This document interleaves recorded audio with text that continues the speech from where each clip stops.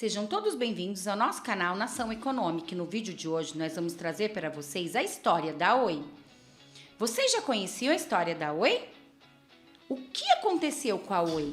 A Oi, que é uma das maiores empresas nacionais já criadas e com monopólio de mais de 40 milhões de clientes, e também tendo um faturamento na casa de milhões, em teoria, teria tudo para ser uma empresa de sucesso, não é mesmo? Mas e se eu disser para você que aconteceu o inverso e, na verdade, a Oi acumulou dívidas bilionárias? Você acreditaria?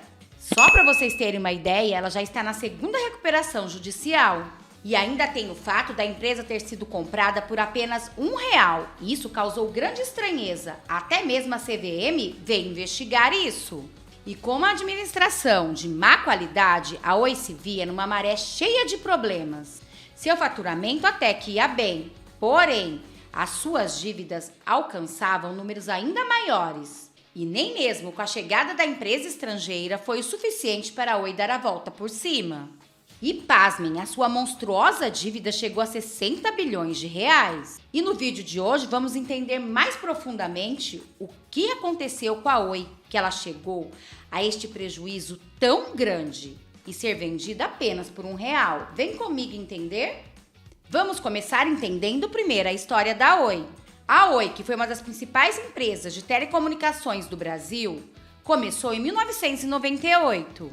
Como resultado de privatização do sistema da Telebrás, visando abranger 64% do território brasileiro. Com a concessão para operar, a Oi obteve autorização para oferecer serviços nos 26 estados brasileiros, abrangendo não apenas a telefonia fixa, mas também banda larga e TV por assinatura. Em um marco significativo para a indústria, a Oi Móvel foi estabelecida em 2002, tornando-se a pioneira na venda de celulares desbloqueados no país. Anos mais tarde, essa empresa seria avaliada nos impressionantes 21,3 bilhões. Entretanto, isso não foi suficiente para sanar as suas dívidas. A Oi vem enfrentando desafios financeiros substanciais, refletidos em perdas consideráveis em seu patrimônio comercial. Só para vocês terem uma ideia, atualmente a Oi já está na sua segunda recuperação judicial. Vamos entender os problemas iniciais que levaram a Oi a essa situação? Os problemas da Oi surgiram quando a empresa chegou ao mercado, ou seja, desde o início. Algumas questões como influências políticas, desentendimentos por poder, operações mal-sucedidas e muitos outros pontos negativos foram o ponto de partida para os negócios não fluírem como deveriam. Assim, a situação da Oi foi de mal a pior, já que a empresa, como eu disse para vocês acima, está passando pela segunda recuperação judicial. Então, vamos começar recapitulando e voltar alguns anos no tempo. Vamos em 1998. O governo decidiu privatizar o sistema Telebrás em um disputado pregão comercial na Bolsa de Valores do Rio de Janeiro. A Telenorte Leste venceu a concorrência por 3,434 bilhões e ganhou assim o direito de explorar praticamente todo o serviço telefônico do Brasil. Com isso surgiu a Telemar, que passou a controlar 16 operadoras de telefonia, que antes era comandada pela Telenorte Leste. E uma das maiores metas dessa aquisição era expandir e investir em telecomunicações no Brasil. A nova companhia, que veio com o objetivo de cumprir muitas determinações, e é por isso que o governo brasileiro então concedeu à empresa o direito de operar com telefonia celular em todo o Brasil. Mas as coisas foram ficando estranhas, principalmente quando aconteceu essa coisa mais conhecida, que foi a compra da Oi pela Telemar por apenas R$1. É isso mesmo que vocês entenderam, R$1 somente. E nessa época a Oi já acumulava uma dívida bilionária de 4,7 bilhões de reais. E em um esquema mais tarde descoberto, foram apontados possíveis fraudes. Os acionistas, que eram 20% dono da Telemar, enquanto a Oi era controlada 100% pela Telenorte. E foi isso então que facilitou a transação dessa compra por apenas R$1, já que não seria precisa a aprovação dos demais para fechar esse negócio. E olha o que aconteceu após essa compra. Com essas divergências que envolvia a compra simbólica da Oi e os acionistas minoritários tomando posse da monstruosa dívida de 4,7 bilhões, e foi a Telenorte Leste que absolveu apenas 80% desse prejuízo, às custas sabe de quem? dos acionistas minoritários. Sabendo dos fatos, o Ministério Público logo tratou de agir, instaurando assim um processo administrativo para investigar esse caso. A Comissão de Valores Mobiliários da CVM também resolveu investigar a fantasiosa compra da Oi de R$1. Além disso, não foi realizada nenhuma Assembleia Geral para aprovar a transação, sendo esse mais um motivo para a CVM cobrar as explicações.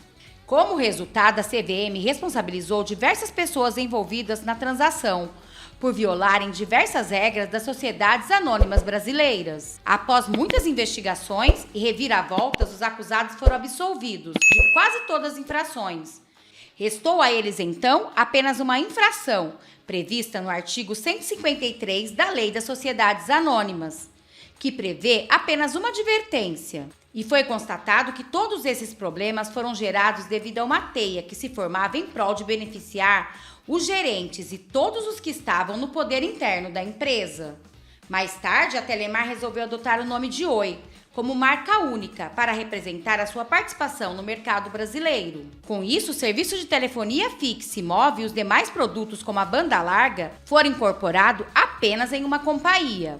E como uma empresa que fatura tanto ficou com esse prejuízo, e a situação financeira da Oi começou assim.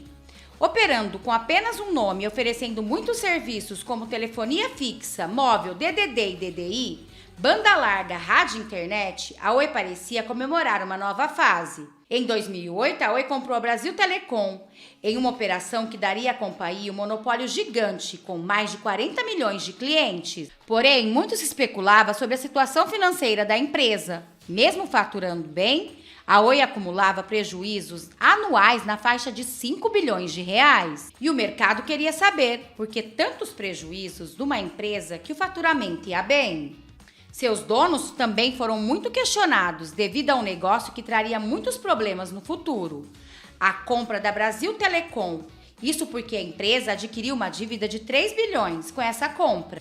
E a nova estrutura da companhia, que passaria a se chamar Oi S.A., ficaria mais complexa, devido a muitas mudanças e alterações que seriam necessárias. E mais uma vez, os problemas da Oi se agravaram. E foi aí que a empresa deu um passo maior que a perna.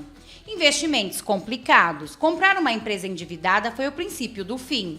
As dívidas já vinham se acumulando desde a época da Telenorte Leste e a chegada da Brasil Telecom só piorou essa situação. Com o resultado, os lucros caíram e os prejuízos só aumentavam consideravelmente. Contudo, algo novo poderia mudar esse cenário. Logo após a fusão da Oi com a Brasil Telecom, os portugueses chegaram aqui, em 2010, com Portugal Telecom. A companhia portuguesa também não era nenhum exemplo de boa gestão, mas aplicou 8 bilhões para 22,4% da sociedade. Mais uma vez, a estrutura societária da empresa precisaria mudar. Agora, sobre o nome de corpo, passaria as novas mudanças após essa aquisição. Com a entrada da Portugal Telecom, a Oi conseguiu quitar algumas dívidas do mercado e evitou, assim, uma possível crise financeira. E em 2012, a empresa chegou ao seu auge, quando foi avaliada em nada menos 21,3 bilhões de reais. Tudo parecia correr bem, mas em 2014, mais um problema abalaria a Oi. A companhia descobriu então que a empresa Rio Forte, subsidiária do maior banco de Portugal, o Espírito Santo, faliu e deixou de pagar uma taxa de 847 mil euros para Portugal Telecom.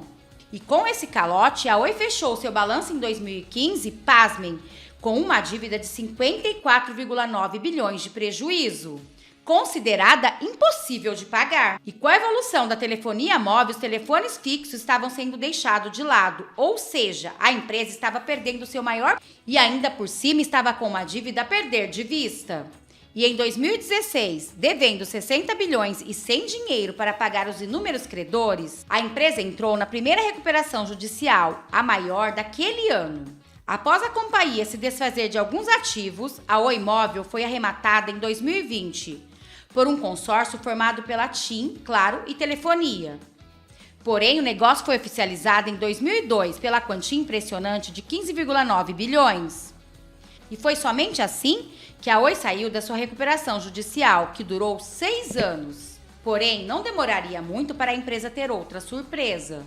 Em março de 2023, a companhia entrou um novo pedido de recuperação judicial, alegando dívida de 43,7 bilhões. A recuperação ainda segue e o mercado espera sim que pelo menos a Oi não seja extinta. Ao olhar de muitos especialistas, o principal problema da empresa sempre foi a má gestão e o foco em querer privilegiar sempre os seus sócios. E para esconder os seus desvios e sistema de beneficiação interna, a empresa sempre criava uma forma de redes internas, passando de empresa para empresa, onde ia cada vez mais ficando difícil de controlar. Enquanto isso, o outro lado da companhia focava em criar cada vez mais produtos, mas sem o controle e suportes necessários.